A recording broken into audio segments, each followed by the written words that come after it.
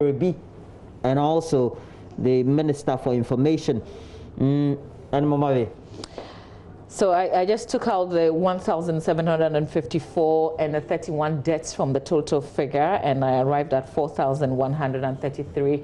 And I guess officials will speak to the figures that we have. Tell us about the Obuasi situation, which has become rather very worrying. We have other hotspots that were highlights of previous press briefings. So I guess there will be update on how we're managing those situations. This morning we've been talking about how schools can go back. There's a lot of interest in that conversation as well, but as we all know, all would depend on how well we're managing the situation. In the last briefing, we were reminded of the fact that this disease has come to stay. We have to find a way of living with it, but we still know that there are people who don't follow the necessary protocols, and it's been rather difficult in the Ashanti region. We've seen the police there try to find a way to deal with the situation, except that people have also raised concerns as to the instant punishment that they're giving out to citizens who are found not to be wearing the face mask, because as you know, if it's a crime, it has to be prescribed in our books. The punishment must go with it, and once that does not exist in our books, then you can't go out of your way as Ashanti Region Police Command to be punishing people, even though we know on the surface you're trying to get people to do the right thing. So many conversations are out of Ghana's COVID-19 situation, and we're hoping that many more of these other areas will be touched on beyond the 3 issues that have been tabled. Also very topical, because it's going to be launched today, is a 600 million Ghana cedi stimulus package by the president. So hopefully there will be a little highlight on that as well. That will get underway. We'll definitely bring that to you live here on our show. Whilst we get that, we start counting down to the press briefing. Why don't you give us a call if there's any particular subject that you're hoping would be touched on in relation to our situation, the Ghana COVID-19. Kindly give us a call on 0302216912, 0302216912. This is Joy News Live. We're counting down to the start of this morning's press briefing, and as you may know, so the press briefing, I'm told, has just gotten underway. Our Deputy Information Minister Pius Amhajide is the one monitoring today's briefing. A situation update on COVID-19 outbreak in Ghana as of today, Tuesday, May 19, 2020. We will also again receive some insight into Ghana's recovery protocols and an update of recoveries, if any. We will also receive a situational report on case management and surveillance on Obuasi and Tema. We shall also deal with the worrying development of stigma in today's briefing as well. The Honorable Minister for Energy has also joined us to provide an update to the nation on some payments government has made to the Electricity Company of Ghana, ECG, to cover some legacy indebtedness of MDAs. Ladies and gentlemen, the ministry is grateful to the media for reporting and transmitting live our press briefings. Translations of the briefings into 13 local languages are available on the social media handles of the ministry, and we encourage all media houses from all 16 regions. Translations of the briefings in 13 local languages are available on the social media handles of the ministry, and we encourage all media houses from all 16 regions to access these translations as an asset in programming support. Before I begin, ladies and gentlemen, may I also announce to you that at 11 o'clock this morning, the President of the Republic will launch the Coronavirus Alleviation Program Business Support Scheme. Recall that in his 5th televised address to the nation, President Akufo-Addo announced that government, in collaboration with the National Board for Small-Scale Industries, BSSI, Business and Trade Association and selected commercial and rural banks will roll out a soft loan scheme of up to a total of 600 million cedis, which will have a 1-year moratorium and a 2-year repayment period for micro, small, and medium-scale businesses. May I also remind our distinguished guests to use our hand sanitizers before and after the use of our podium. To begin, ladies and gentlemen, may I invite Dr.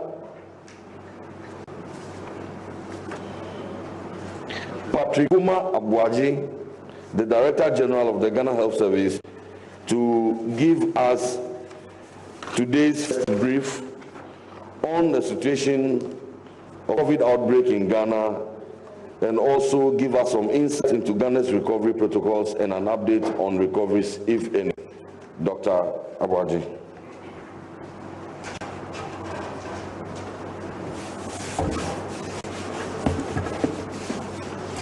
Thank you very much, Honorable Minister.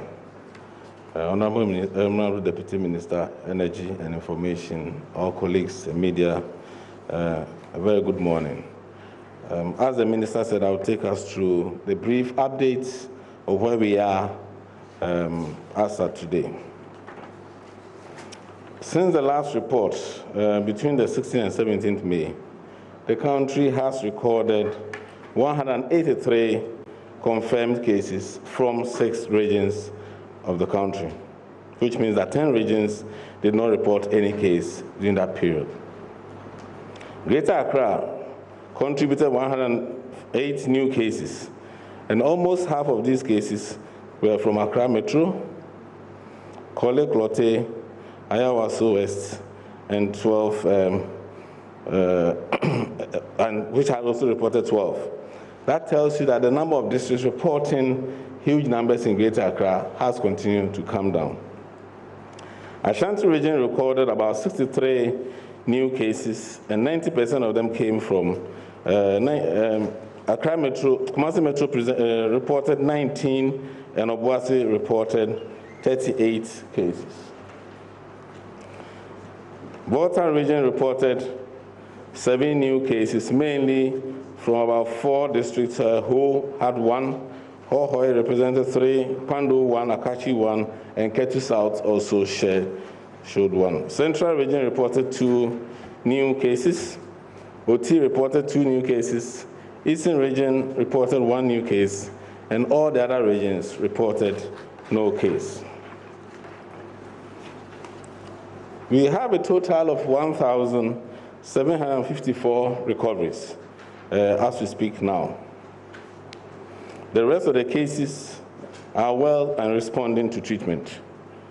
5 of them can be classified as critically ill, but nobody is yet on ventilator, which just means that it's probably not life-threatening. We have so far recorded a total of 31 deaths across the country. The last time we gave an update, and we believe that we will be able to do the next time. The next time we'll do more updates on the deaths in probably the next briefing.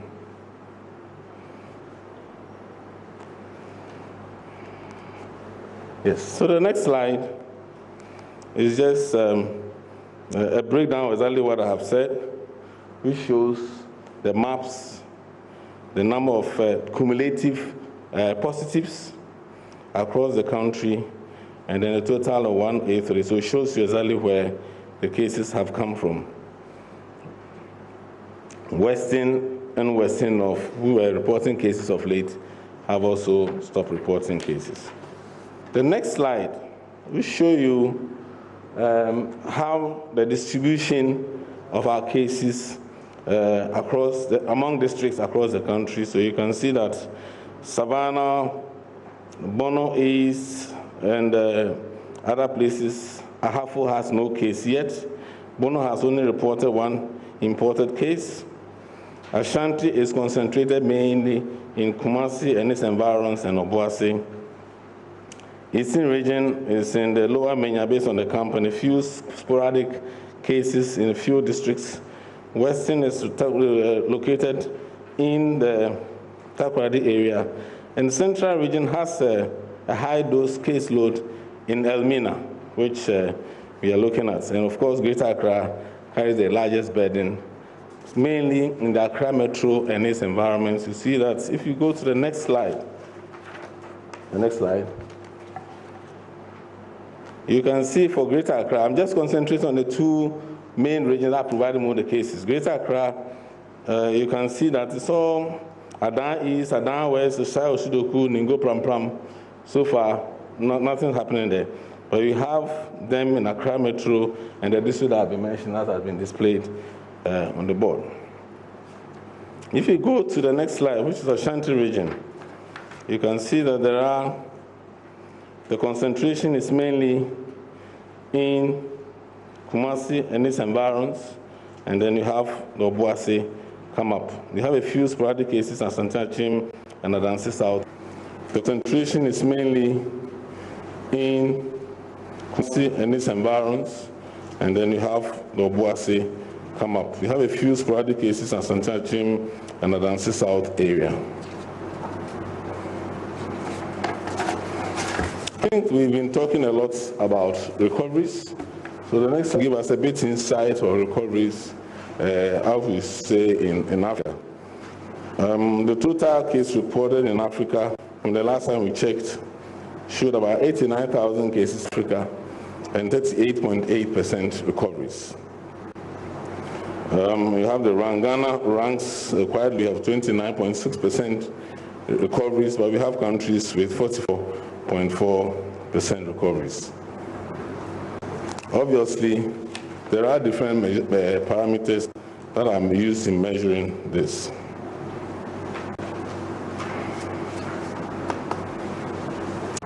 Next slide.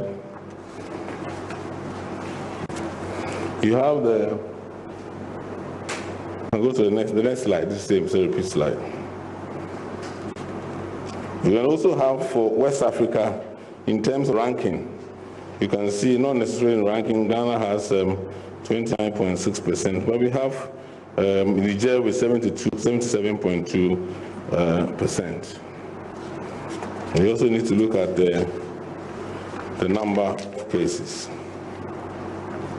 Now, when it comes to recoveries, as I've been saying, when someone is ill, if you do not die, the life course of the disease, within 3 weeks, you'll recover. And I'm sure most of us have the experience. So from the beginning, when we have 1, 2, 3, you are not expecting any major recoveries in the first 1 month. After which, they will come. But as you have more cases, 3 weeks later, you should expect more cases recovery. And so that's why you're having an exponential increase in the number of cases. If you go to the regional breakdown, you see that Ahafo, of course, they have no case, so they have no recovery. Ashanti had 213 recoveries, and that's about 24%.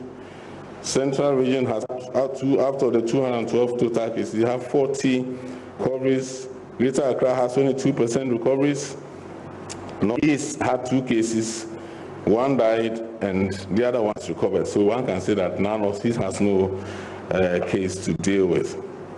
OT has 38.7%, Savannah, among others. Western region has had 8 recovered because their cases started quite late.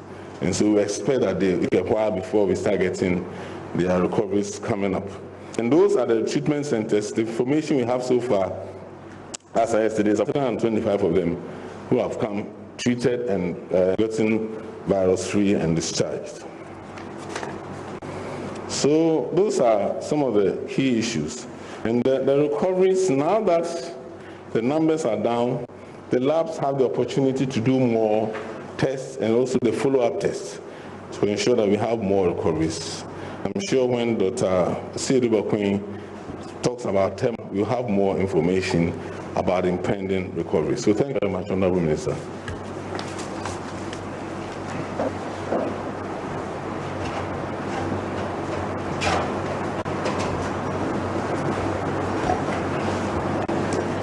Thank you very much, Director General, Ghana Health Service, Dr. Patrick Kuma Abuaji. So, ladies and gentlemen, we are informed that as of this morning, Ghana has seen some marginal increases in our positive cases between the 16th and the 17th, 183 new cases between the 16th and the 17th. We are informed that there are no new cases in 10 out of the 16 regions. So our total case count monthly rises to 5,918. There have been 1,754 recoveries. The regional breakdowns of the recoveries have also been provided. We have 5 persons who are ill, moderately ill or critically, and we have lost 31 of our compatriots. Our condolences to their families, our thoughts and prayers remain with them. But to be able to continue on the trajectory of getting no new cases in even more regions, we need to continue to pay attention to the drivers of transmission of COVID-19. We are informed that crowds are one of the drivers of the transmissions. The rate of spread of the virus is known to be expedited in crowded environments. This occurs when an infected person coughs, sneezes, cries, sings or talks, and droplets from the mouth or nose are launched into the air and inhaled by people. And so let's be advised when we get into such crowd situations. Again, another driver of the transmission is close physical contact. We are told that close proximity, that is within 2 meters of an infected person, increases our risk of getting infected. Prolonged stay in an enclosed environment causes a higher saturation of the virus in the air, increasing the risk of transmission. Confined spaces with limited natural ventilation increase risk of spread of the virus. So let's be wary, those of us who enter in offices and the air conditions are on, the windows are closed, the blinds are drawn, and we are in the air condition and we are speaking, we should be guided that such confined spaces with poor ventilation or fresh ventilation pose a threat, and that the duration stay in those conditions can increase the probability of our getting infected. Touching infected surfaces or objects, then touching mouth, nose or eyes is known. COVID-19 is known to live for hours or days on a surface depending on the factors such as light and humidity. So we should be careful about touching surfaces and touching our mouths, our noses, and our eyes. Older persons and people of age with underlying medical conditions, heart attacks, diabetes, liver asthma are at a higher risk of severe illness or death from COVID-19. Please let's pay attention to these ones while we go out there to visit our aged, whilst we interact with them. Let's know that they are a high-risk category of persons, and we should be careful about how we interact with them. And for our elderly, the advice is that when you show symptoms, please immediately make the call, the emergency numbers and the COVID numbers for assistance. For the elderly and for persons who have underlying health conditions, it's important that immediately you feel unwell, you make contact for assistance. So, ladies and gentlemen, we are proceeding with the briefing. At the last briefing, we were informed that the Director General of the Ghana Health Service led a high-powered delegation to Obuasi, and also another team was dispatched to Tema to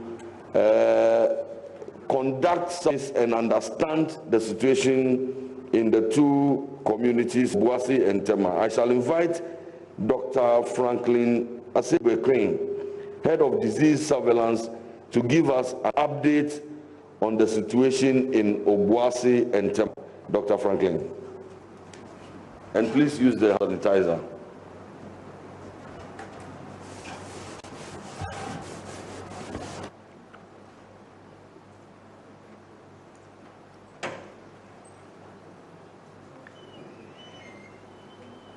Good morning, Honorable Minister, Honorable Deputy Ministers, ladies and gentlemen. I'm here to give an update of the situation as it pertains to two main areas. One is Obuasi, and the other is a factory in Tema.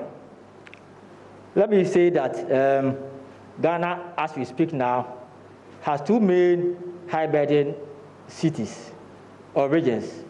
So that is Ashanti region and Greater Accra. But if you look at the trajectory of the outbreak over a period of time, there have been significant events that occurred 2 weeks ago. But some of these events actually predated the reports from the lab. And that was the context in which we had these situations in Obuasi and Tema. So I would like to say that as I speak now, Obuasi is actually the main hotspot for Ashanti region. And there's a clear focus to see how best we can address the challenge. So in that context, a high-powered team led by the Director General of Ghana Health Service went to Obuasi, and there's a clear focus to see how best we can address the challenge. So in that context, a high-powered team led by the Director General of Ghana Health Service went to Obuasi to look at the situation on the ground.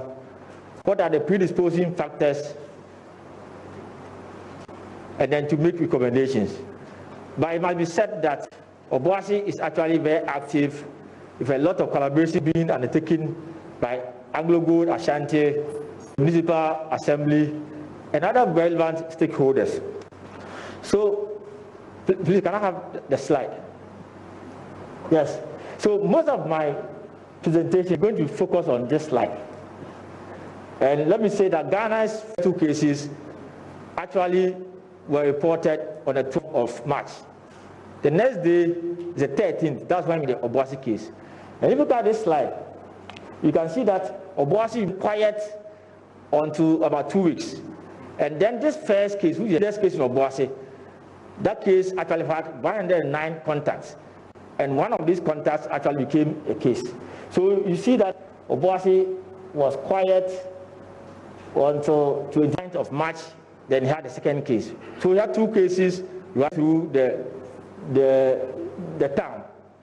And we started the enhanced contact tracing. So we started getting a few cases. If you look at this slide, it clearly tells you that it is not very extraordinary to get cases of, let's say, around less than 10 or 20 in a place like Obuasi.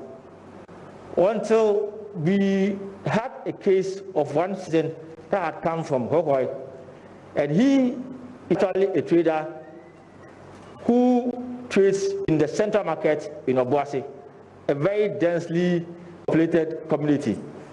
So this person who has been well actually infected quite a number of persons. In total, that trader actually infected 17 persons. So you can see that from the 20th or 21st, the trajectory of events in Obuasi changed. And you can actually ascertain that 72% of the cases in Obuasi occurred between April 21st to April 25th. Then, for that, you see that there's a bit of quietness. And they enter into May, and they have a bit of spikes. But why the Florida occurred, the issue was that, as of last week, that was the time that we had the influx of the lab results. So there are events that had occurred, but there were no evidence of it by laboratories. So this slide tells you about when the events occurred. So in trying to look at this slide, there are two things happening. I actually break down Obuasi into two sections. That is the new cases and the old cases, where the reference is made. So trying to have an intervention, we look at where is the case. Is it the old case or new case? And we say that Obuasi is one area that has a lot of population. So the population density is very high. It's one area that, though Ashanti has a prominent hospital, but you don't have a treatment facility. So Obuasi does not have a treatment facility. Then you also see that, I mean, when we went there, though it was a casual survey, one thing which was obvious was that you do not see people wearing face masks. So it tells you that there's a challenge about how they prevent disease in Obuasi. Then they also do not have a quarantine facility. So if you have a community that's such high risk of persons who are infected, and there's no place for them to kind of to hold, then it will expose you to the high rate of infection that pertains to Obuasi. So I want to put on record that apparently Obuasi is working as a joint community. They have the Obuasi Municipal and Obuasi East. For this outbreak, they are joint. So it's jointed at the level of the assembly, it's jointed at the level of even the health sector. So there's a bit of collaboration in that perspective. They even have what they call the COVID-19 center. It's actually a control room put in place by Anglo-Good Ashanti. So coordination purposes, they have that facility in place. And you can see that there are records. There's a lot of activities that are taking place before the spike. But let me say that I think the late release of the results took them by surprise. So they had a clear structured system, but were not aware that they have this quantum disease sitting in that community. So what do they hope to address this spike, this magnitude of disease in Obuasi? What done is that they've tried to incorporate the surrounding districts. So they have Adansi South, so Adansi Asukwa, Adansi North. So these are districts that have come to bring their expertise and their numbers to bear on Obuasi. So for this response, we have a combination of Obuasi, Adansi, and Adansi North. They are all together to address the magnitude of the disease. And as I said, because we are breaking Obuasi into two perspectives, the first perspective is the older one. What we are doing is that we are testing or retesting all of them. Because those are old cases, so they are no more, you cannot classify them as positive cases. So what we want to know is that what is their current status. So we don't need to isolate them. So we're going to retest of them, which have started. And then we're going to carry out enhanced contact tracing in very high risk areas. Obuasi has very densely populated communities like Bahabobomi, Tutuka, Central Market, Einem, Asankore, Wawaso, Bumpe, Kunka. So these are highly densely populated communities that the focus is to see whether we can pick some positives in that community. Then we're also going to do mass voluntary testing among certain risk groups, including taxi drivers and food vendors. So that's by way of trying to address surveillance and contact management of Obuasi. KCCR is the main lab that has testing, but they have been under a lot of stress. Until recently, they were testing most part of northern Ghana. So you see that accounted for the backload, that accounted for some missing this magnitude of disease. But when we went there, they had challenges that they needed extraction kits, which DG and the ministry is to get it provided. And then if you look at Ghana's intervention, we initially started with swabs, but now I've gone on to do sputum. So now we have a bit more of swabs now, so they are going to use swabs in addition to the sputum. Then for case management, as I said, Obuasi has no treatment center. So the plan is to have a 100-room isolation center. The idea is that they currently now have a 22-bed facility, which is actually made up of hotels. And the regional minister has actually identified a 48-room facility which is hoping to be used as the isolation center. So in that context, they are getting close to using 100 bed facility for isolation. Then they want to get a treatment center. Currently now they have the Obuasi Government Hospital, and what they want to do, they want to convert the male ward into a 14-bed treatment center. So that's why they hope to address the issue about treatment. And let me say that through DG and Minister, they have gotten a facility in Kumasi, actually as Giso.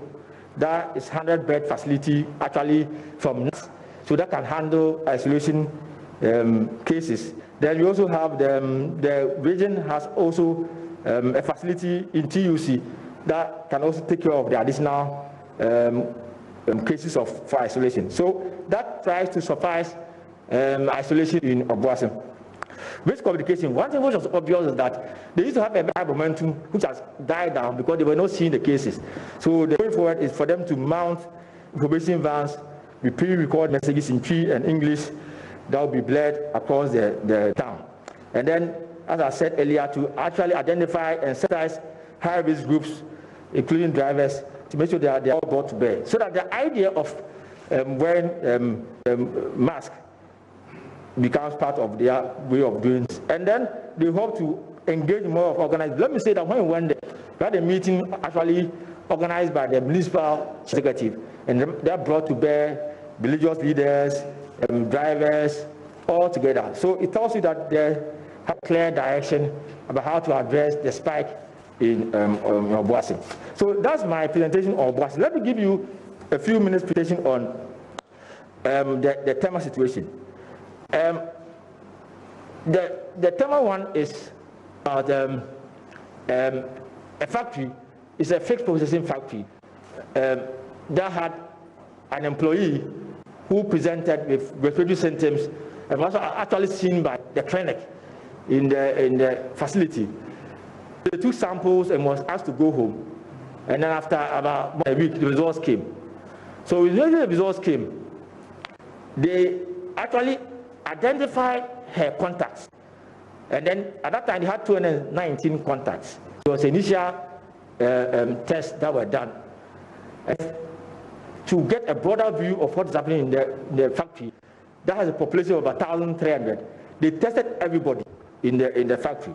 So what came out was that initially it was 533, but finally it was 693 that tested positive, 695 that tested positive in the facility.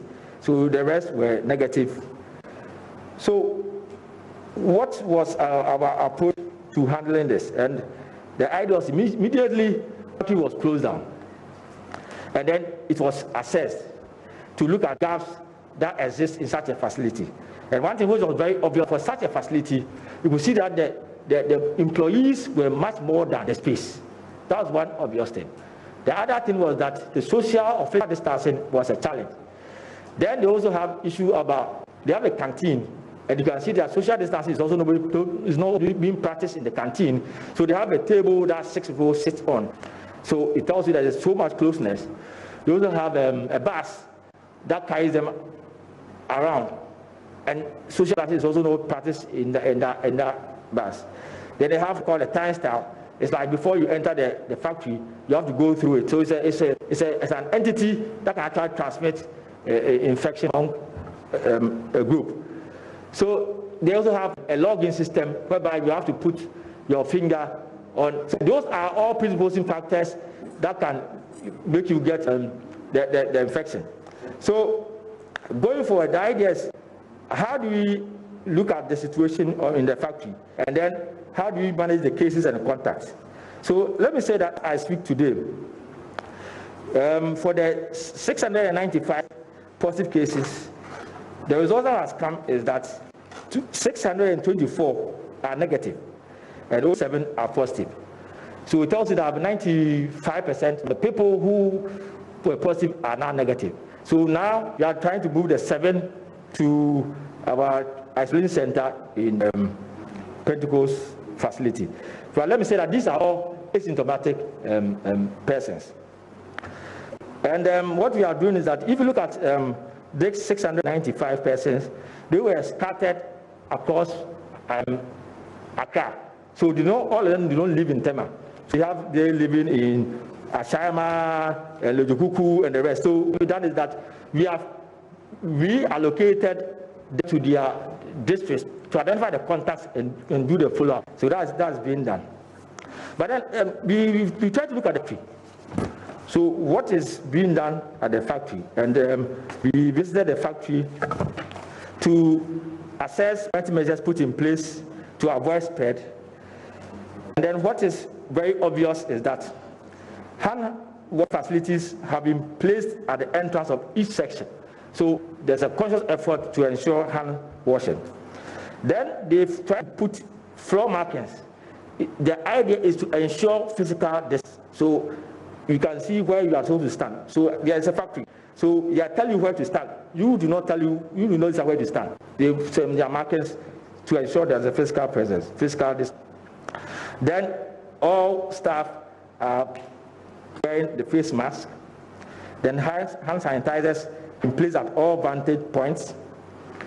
Then the canteen that I said was a table that houses 6 people. Now they are housing 2. If you require that it should be 3 because it can take 3. So they are ensuring distance now. And then they have created a holding room to handle a case of suspected COVID. So in that case, if you think that it could be a case, you usually move there before actions are taking place. Then they've also introduced a temperature check point at the entrance of the company. So in that perspective, that the factory is ready to start operations. And I think that we'll communicate our findings to them and they will have a good discussion. Thank you very much.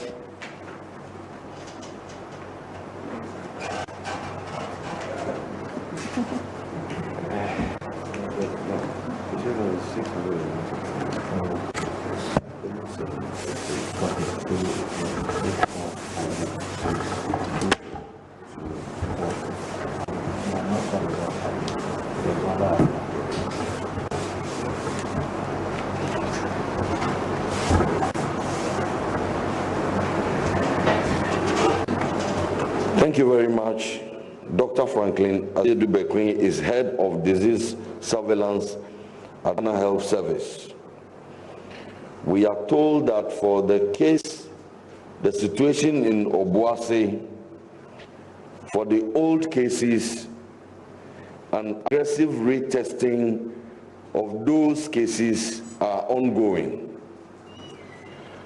We are also told that for the newer cases, enhanced contact tracing has resumed in those areas that Dr. Franklin spoke about, those highly populated areas that Dr. spoke about. Enhanced contact tracing is ongoing. Again, voluntary mass testing is being rolled out in Obuasi, especially for high-risk communities such as taxi and commercial drivers and so on. That is also being rolled out in Obuasi. We have been informed that extraction kits have now been presented to the KCCR, which is in Kumasi and therefore closest to Obuasi, which has been conducting the test from cases from Obuasi. The extraction kits have now been provided to KCCR. We have also been informed that the male ward of the Obuasi Government Hospital is being turned into a treatment center. These are the actions that the Ghana Health Service is taking to immediately deal with the peculiar situation in Obuasi, that the male ward of the Ghana Hospital in Obuasi is now being turned into the treatment center for COVID-19. A 100-bed facility has been identified and is also serving as an isolation center together with another facility in Kumasi. So the problem of isolation has also been resolved. Of course, we have been informed that public education on preventive etiquettes, such as the wearing of masks, which we continue to underscore. It is extremely important that we wear our masks. Our mask helps us to protect others. If you wear your mask, you are protecting somebody else from being infected. And when somebody else also wears his or her mask, that person is also protecting us from being infected. So you wear the mask, you protect somebody. I wear the mask, I also protect somebody. It's important that if we all wear the mask, we will protect each other, and we shall cut through the rate of infestations greatly. So public education on those preventive etiquettes are being heightened, on wearing of masks, washing of hands, the use of hand sanitizer, and so on and so forth. We have also been informed that in total, for the Tema factory case, a total of about 695 persons tested positive at the end of the day. Initially, we were dealing with some 533 individuals who are tested positive.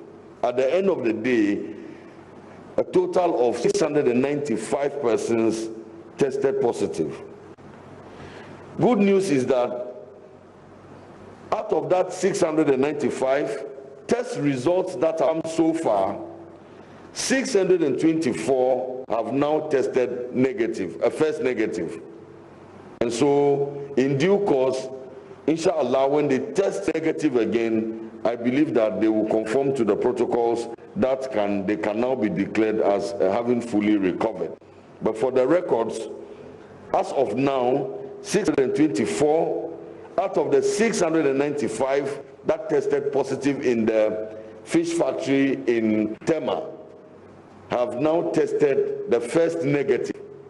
Only 7 out of the first cohort have tested positive. They are undergoing continuous care and treatment, and we hope that in the near future they too will test positive. Immediately the authorities moved in, the factory was closed down for assessment, and doctor gave insight to the findings. And I think that it is particularly important that we pay attention to the findings from the factory so that it can serve as an experience, a learning experience for most other companies and factories as well. Issues of overcrowding on the factory floors has come up strongly in doctors' presentation. Overcrowding definitely will make social and physical distancing impossible, if not difficult, if not impossible.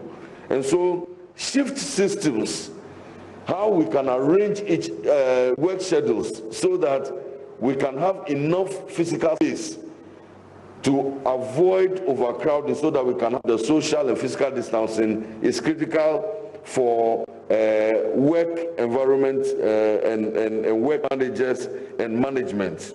We must take that into consideration. How we treat our canteens and bathing of our staff has been flagged one of the potential areas. Bathing of our staff, that has also been flagged.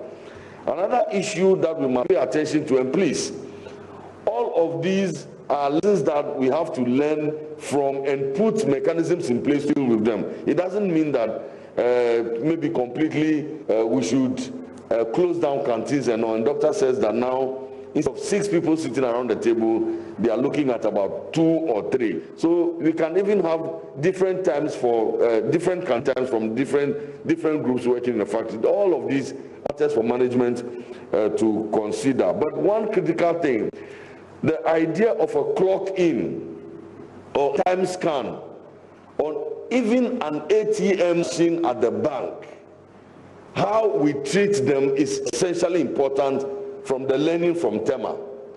We can continue to use our clock in machines We can continue to use our ATM machines, but we must treat them in a particular way so that they do not become avenues for spreading COVID-19, which means that immediately before or after use of any of these, either an ATM or clock-in machine, you have to make sure that you sanitize either the machine and your hand. Is critical. If you go to the bank to withdraw your money, the learning is that it is important that the bank itself also put measures in place to deal with some of these issues. But at the personal level, you too, who before and immediately after using an ATM machine, you must also sanitize, use the hand sanitizer, or wash your hand under running water. We are also informed that remedial action has been taken by the company, and the Ghana Health Service has moved in back to do a reassessment and do re-examination, and they are convinced that now the factory has become compliant, COVID-19 compliant, with the markings on the floor and all the protocols now that they have put in place. They may become compliant, and very soon the Ghana Health Service will reach them and inform them about the way forward. So we are grateful to our colleagues at the Ghana Health Service Disease Surveillance, headed by Dr. Franklin Bedu, Dr. Franklin Asiedu Bequin, for the good work that you are doing for Mother Ghana. Ladies and gentlemen, I informed earlier that the Honorable Minister for Energy will join us with an update on some payments that the government has made to the Electricity Company of Ghana. He is here. We acknowledge his presence. In due course, we will invite the Honorable Minister to take the podium and share with us some more good news in addition to the absorption of electricity tariffs for those of us lifeline consumers, and half of those of us who are above lifeline that His Excellency the President through the ministry is implementing. We also have the Presidential Advisor on Health. He's also joined us, Dr. and former Director General at the Ghana Health Service is also here with us, Dr. Anthony Insiasari. We are grateful for your presence. Ladies and gentlemen, stigmatization has become a major concern for the government and the people of Ghana. At this briefing today, we are minded to address that important issue of stigmatization. I shall invite Dr. Wiafi Akintimbrenya, member of the Ghana Psychological Association, in charge of COVID-19 stigma reduction initiatives, to help us get an understanding of how to deal with the worrying development of stigma. Dr. Wiafi Akintimbrenya, you may take the podium. Please sanitize with the hand sanitizer and Doc.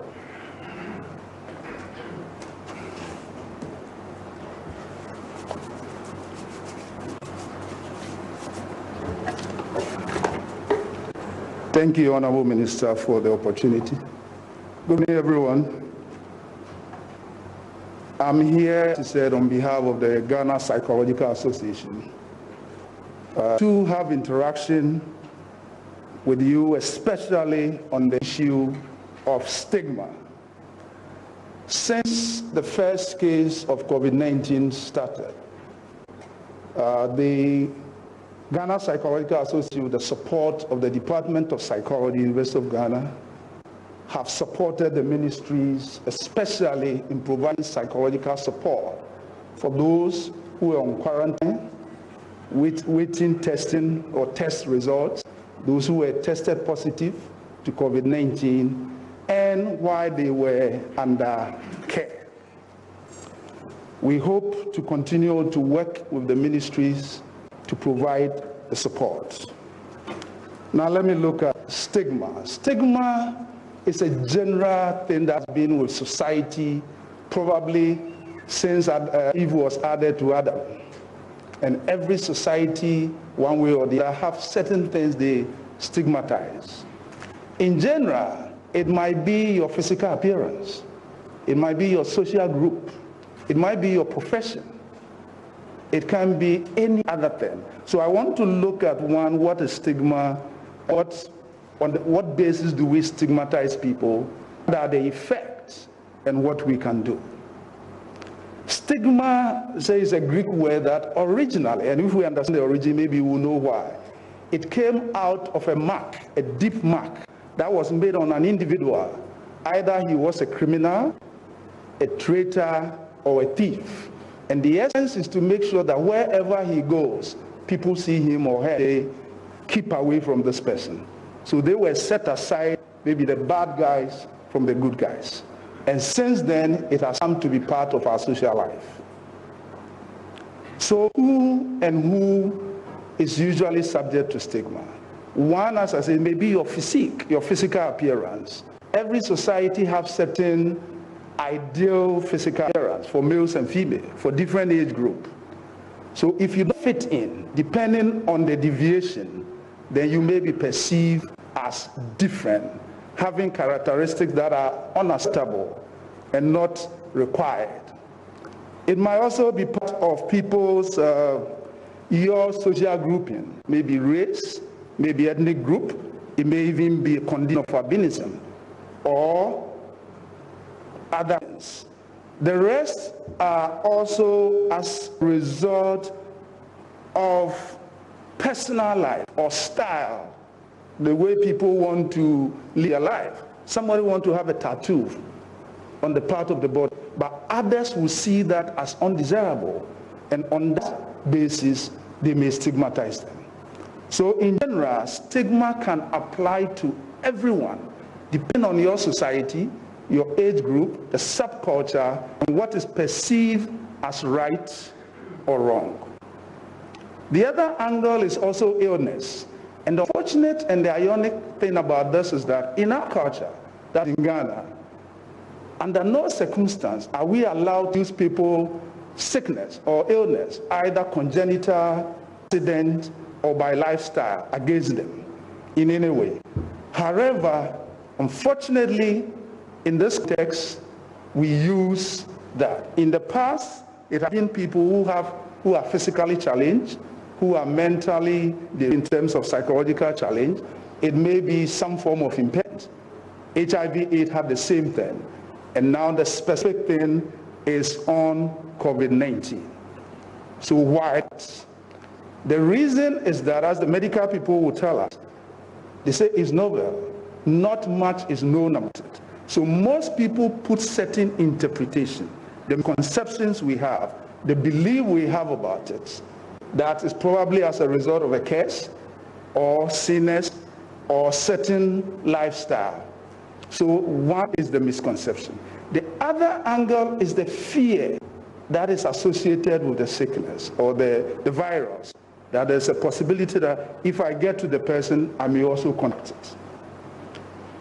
And the other angle associated with it, the stigma does not affect only the person who has tested positive or who is under quarantine, but other people around him, family members, friends, co-workers. Why? Because stigma is also contagious, in quote, as other medical, communicable, or infectious diseases. That's in the thought of people, that's how they see it. And that's why they don't only avoid the person, but the family, friends, neighbors, and others.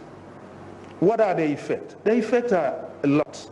First, let's look at the physical. When we see such people, the extent is to label them, call their names, run away from them.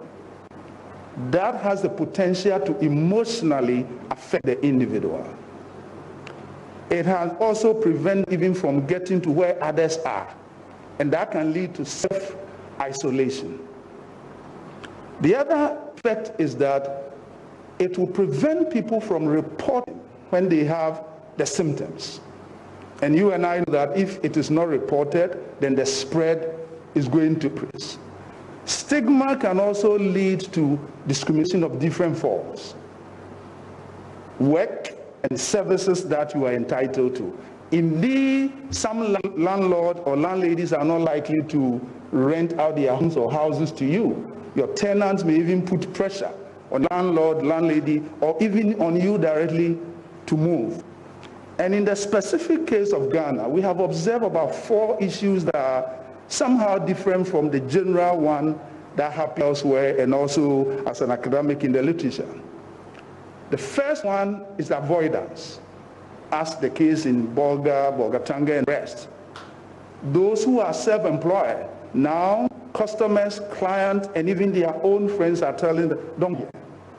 So that is very, very dangerous because one, going to affect their livelihood, and unless they move away from the town or there's some support or immediately we are able to reduce stigma, it's going to affect them. So that is one peculiar thing we need to look at. The second thing is very unfortunate. The little girl who was stoned or there was an attempted stoning. The question is, she was not tested positive. Why? It goes back to the case I said, it is what? Contagious, by association. And the contagious is in code. And it means that if this little girl had not been lucky, it would have been fatal as the disease or any other thing may be. The next one is the lady in the Bolga issue said, my friends and some family members called me. And in Ghana, in our culture, when somebody is sick, what do? We call to wish the person well. But in this case, to taunt her, as if to say that we are happy. And this is a very, very serious thing that we also need to look at. Then the other last peculiar Ghana case is the gentleman say, where he used to play with his friends, maybe Ludo, drafts, and all that, they say, we don't want here. So looking at this, in as far as the virus itself is very dangerous, the social angle, which is the stigma angle, is also equally dangerous because that will linger long after even the virus has been taken care of. So what can be done? A lot of that, and my previous presenters also make mention of that. We need to educate. Sensitize. Awareness creation. And our media have always been very wonderful.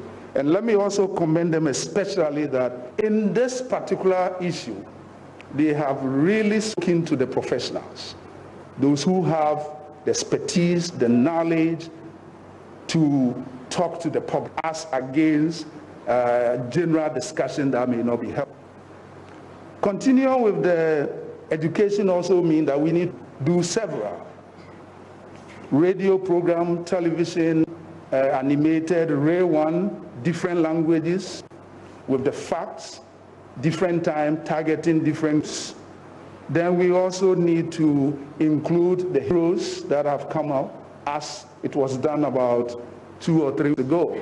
The essence of that is to present to the general public that the people who recovered are the same as they were. Whatever they used to do, they're capable of doing it. Nothing has changed. So we need to encourage more people to let them come out and speak out and help us to reduce stigma.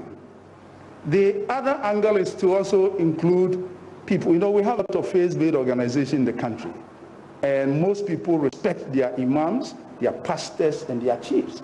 So if we include them, I will even go a step further and humbly appeal to the president that in his next speech he can make a statement, and that is going to be very powerful, because when you talk about consumery and the rest, it looks like it's going up. I would like to end by saying that the Ghana Psychological Association is ever ready to continue the work we've been doing with the Ministry of Health and Ministry of Information. And we have also rolled out some programs that we collaborate with NCE, then we'll come to the ministry to share and we see how best we can move on. Thank you very much.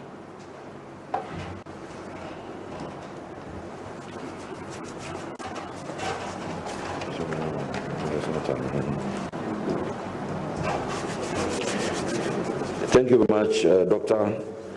Ladies and gentlemen, the Ministry of Information once again reiterates that all of us, especially those who are minded to publicly comment on COVID-19 and its response strategy, to pay attention to the regular briefings on COVID-19.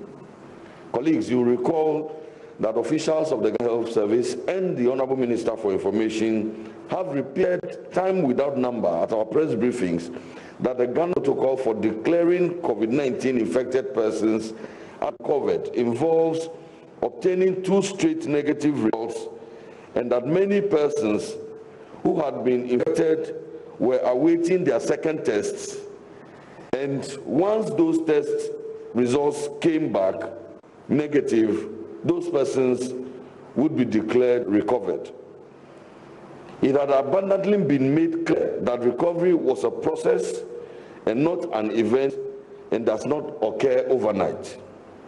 We are concerned that insinuations that cast doubt on the veracity of recoveries declared by the Ghana Health Service, and now a suggestion of street proof of recoveries, can win the already dire problem of stigmatization of persons who have recovered. We admonish fellow countrymen and women to gladly welcome our compatriots who were once infected and tested positive, but have gone through the process of receiving care and have now conservatively tested negative and fully recovered back in our various communities as persons who are fully recovered and who pose no threat to us. It will be dangerous if in our communities people began to doubt the Ghana Health Service and resorted to putting persons who have recovered to strict proof, whatever that means. We continue to assure the people of Ghana that government will ensure that accurate and truthful information on COVID-19, including information on recoveries, is made available in a timely manner, and we ask that all persons who have recovered are wholeheartedly accepted in our communities, workplaces, etc. Instead of casting doubt on their work, we owe gratitude to the several frontline health professionals, doctors, nurses, laboratory officials, etc., who are providing treatment and care for the sick and ensuring that they are fully recovered.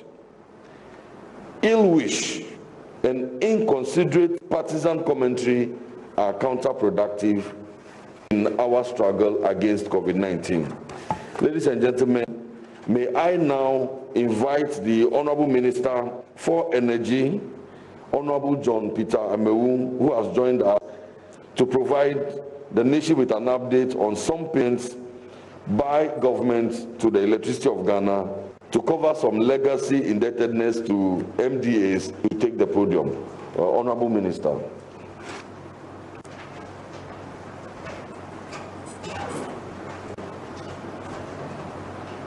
Please, I use the sanitary. Thank you. Yeah.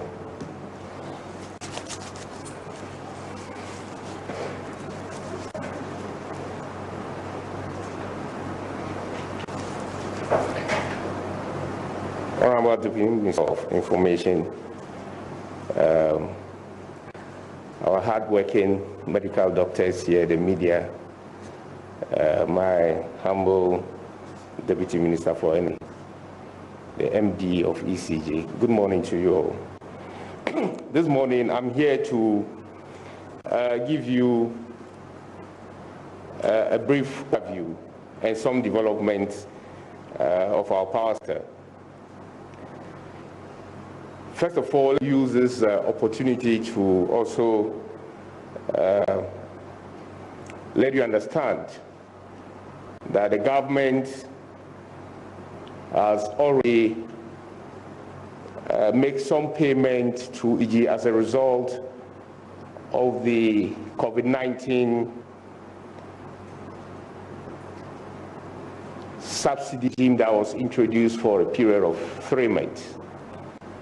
You recollect that His Excellency Nana Addo Dankwa Akufo-Addo did broadcast to the nation that as part of alleviation strategy during the period of the COVID, Ghanaians are expected to enjoy some relief from utility companies.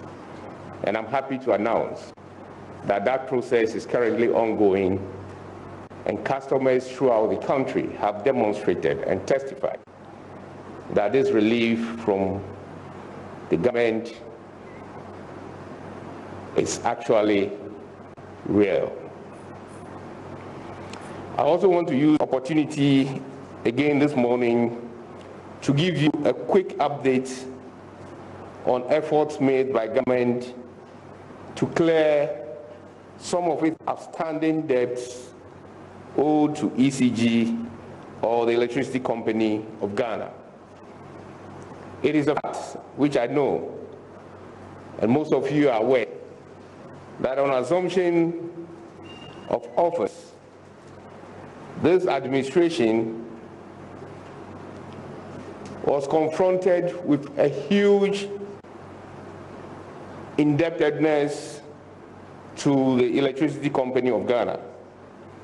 For your information, as of December 2016, when the NDC left office, then under His Excellency John Dramani Mahama, the total bill owed ECG by government of Ghana at that time was 2.63 billion Ghana cedis.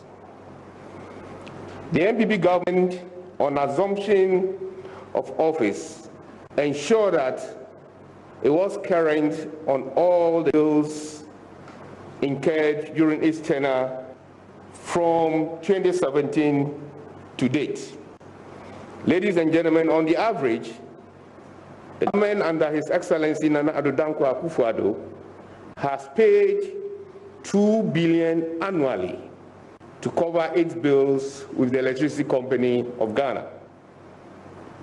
Today, at the end of 2019, all government bills with ECG had been paid, and government had a credit balance of 500 million Ghana cedis with ECG. Ladies and gentlemen, with an average bill payment of about 100 million per month, the credit balance of over 500 million Ghana cedis is enough and more than enough to pay for government bills from January to April 2020.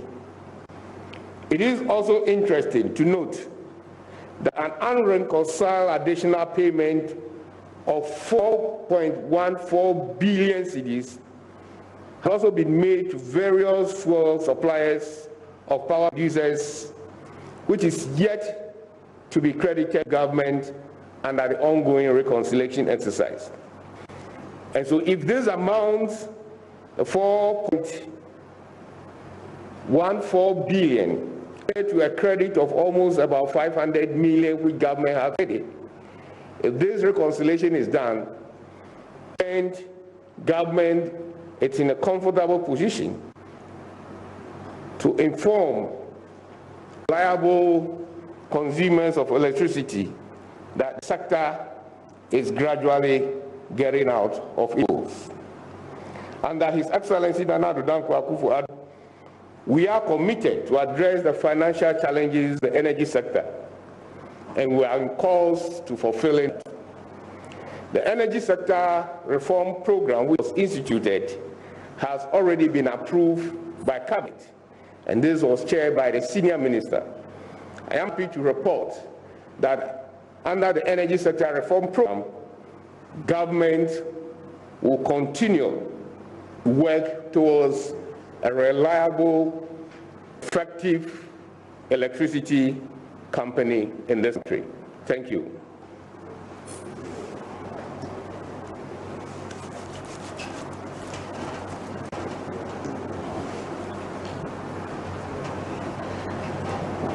Thank you very much. That's hardworking Minister at the Ministry of Energy, Honorable John Peter Amewu, with that good news for the people of Ghana. We are grateful, Honorable Minister, for the work that you are doing in implementing business vision at the Ministry of Energy. Colleagues, very soon we will have to locate to the Jubilee House to continue with the presidential launch of the 600 million Ghana cedis stimulus package, the business support scheme to Ghanaian micro, medium, and small-scale enterprises. And so we have to be quick about it. We shall take some 5 questions so that we can all join His Excellency the President in performing that important function at exactly 11 o'clock in the morning. Question time, please.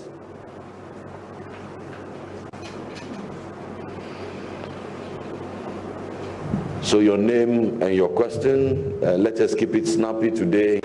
We appreciate that we have to be in the Jubilee House to join His Excellency the President to perform that all-important function of the lunch. Yes, sir. Thank you so much. Deputy Minister, my name is Bill Bennett. I'm with Top FM and Top TV.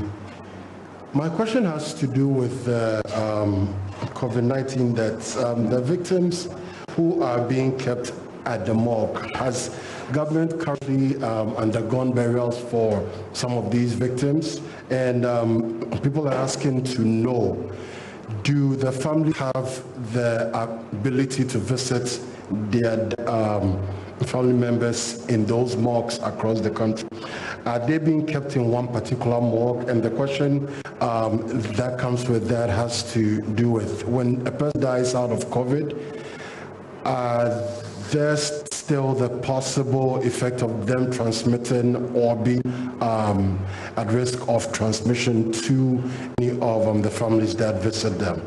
What is the current protocol observed by government when it comes to the deaths of these families and their funerals?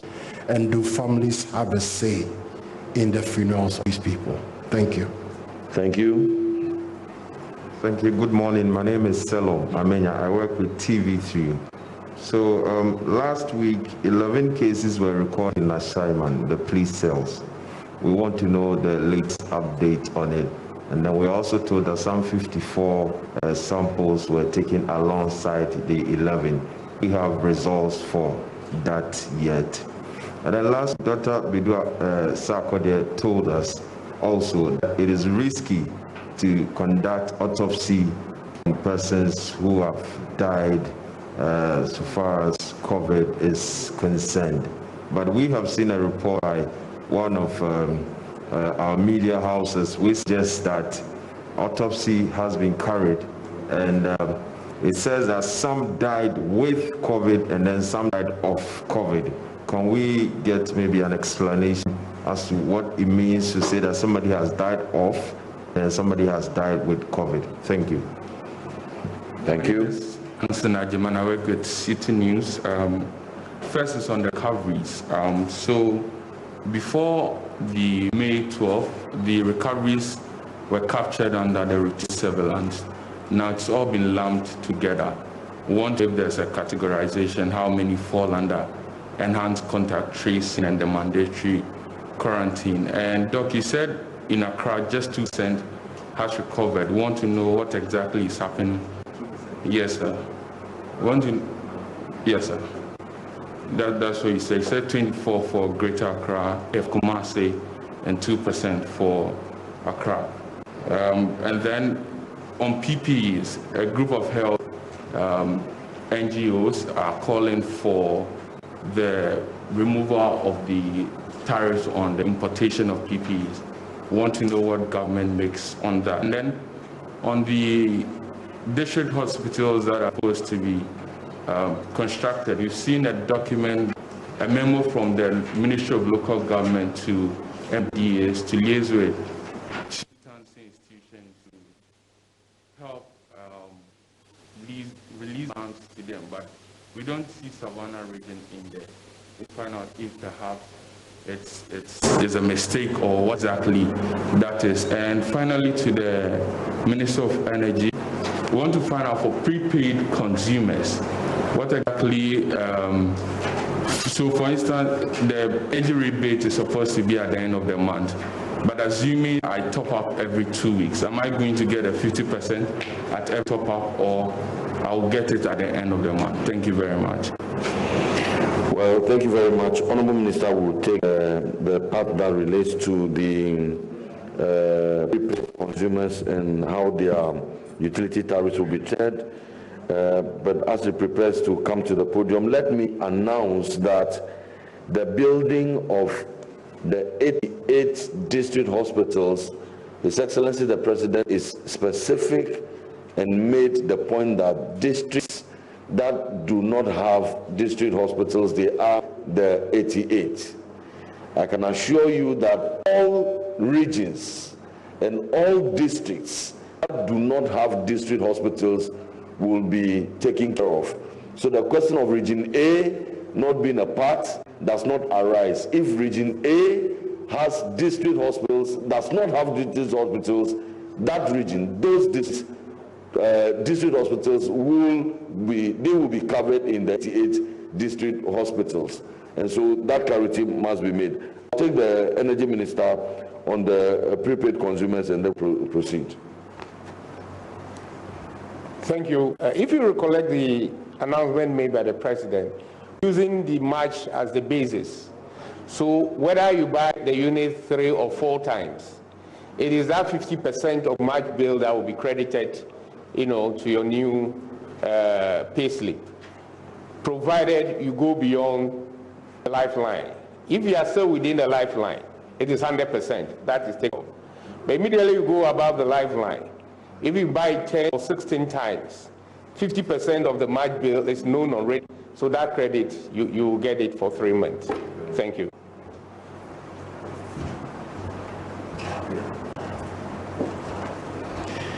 Thank you very much. Director of Ghana Health Service, please, do we have any protocols on treatment of the dead and any guidelines on burial?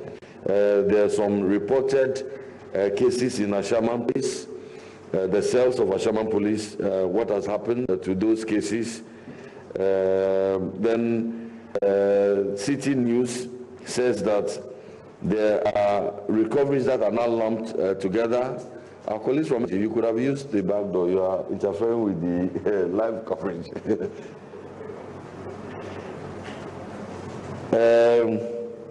Recoveries now lumped together. Recoveries now lumped together. They used to be segregated under the various categories, mandatory crime. Please speak to those or indicate which members of your team can deal with what issues. Tansasari would also want to add a word to the 88 district hospitals. So Dr. Bedusa, Patrick Kuma Abuaji, please take the podium.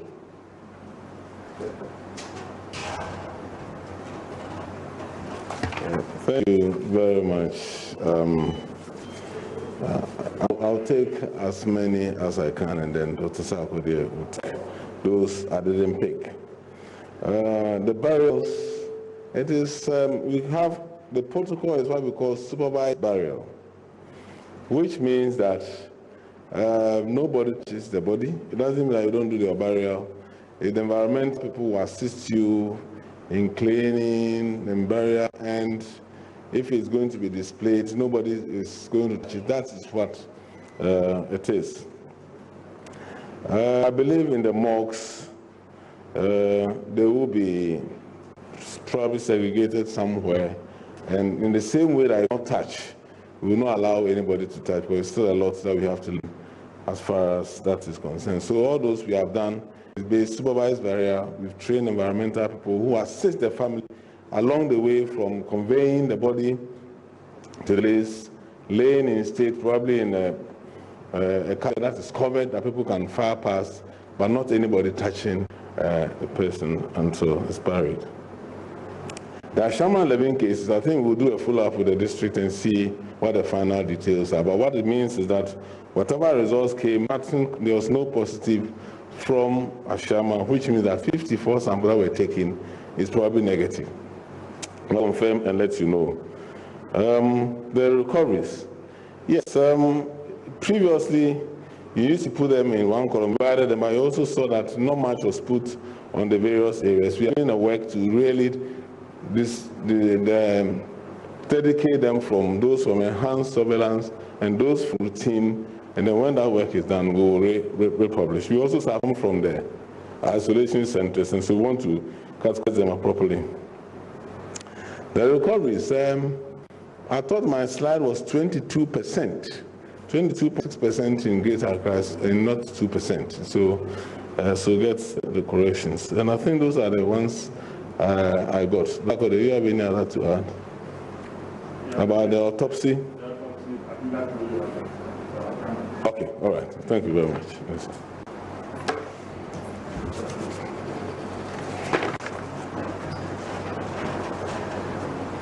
So Dr. Medusa Kode will speak to the autopsy, I believe so, and then Dr. Hansasari, the 88 district hospitals.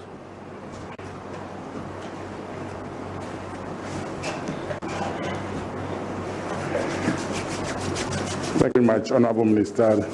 Good morning again, distinguished ladies and gentlemen. The comment on the risk involved in autopsy, indeed, this is a new virus, and as much as you know it, we cannot say that you know this very virus to the last end. How long does it live on the surface? There's been quite a number of studies. We can quickly talk about that. Within the internal organs, how long does this virus live in these internal organs in the living? It's not very clear to any scientist for now.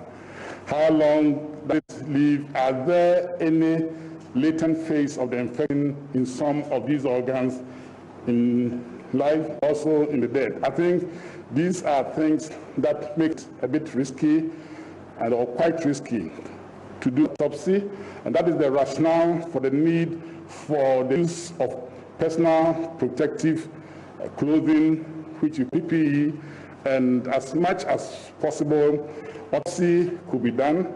Our pathologists are aware of this risk, and any pathologist conducting any form of autopsy do prepare him or herself really well with the necessary PPEs and how to handle specific organs as they do this, particularly areas that are known to have high concentration of the virus, including the respiratory system and also the gastrointestinal system.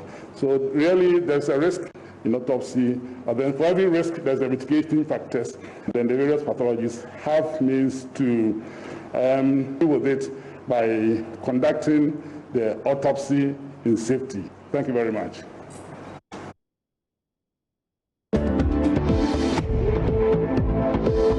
And you're live here on your JoyNews channel here on Multi TV. We're also live on DSTV channel 421 and GoTV 144. You have been watching the weekly press briefing from the Information Ministry on Ghana's situation as far as COVID-19 is concerned. Let me run by you some of the major issues that have come up this morning. We know that our case count has gone up by 183. We have 183 new cases, bringing to a total of 5,918. The recovery still stand at 1,754. The death rate has gone up. We have 2 more deaths.